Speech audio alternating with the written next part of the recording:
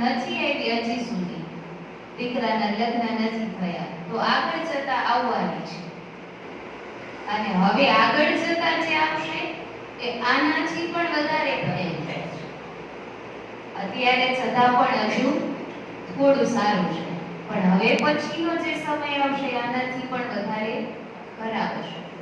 તો આપણા ઘરમાં એ સમસ્યા ન આવે, એ પાણી આવે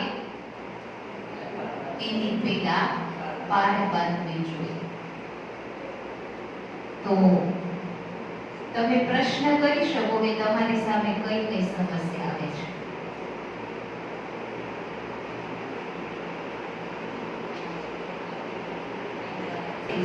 તમે ક્વેશ્ચન કરો એટલે આ પેનલ ડિસ્કશન.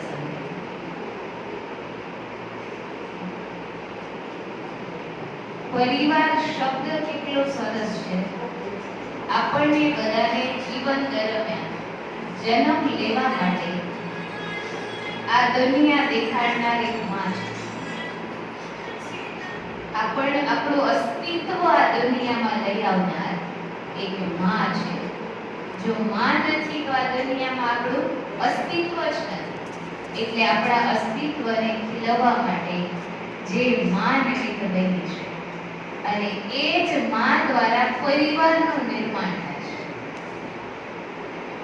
એકલા ભાઈ છે તો એ પરિવારનું નિર્માણ નથી કરી શકતા, પણ એક માં છે એ પરિવારનું સૃજન કરે છે, પરિવારનું નિર્માણ કરે છે. તો 7 વાર આપણને બધાને મળ્યા છે, બરાબર? જન્મ લેવા માટે 7 વાર છે, અને એક દિવસ આ દુનિયાને અલવિદા કરીને જવા માટે પણ 7 જ વાર છે. 8મો દિવસ કોઈના માટે છે જ નહીં, એટલે 8મો વાર નથી. પણ 8મો વાર પરિવાર છે.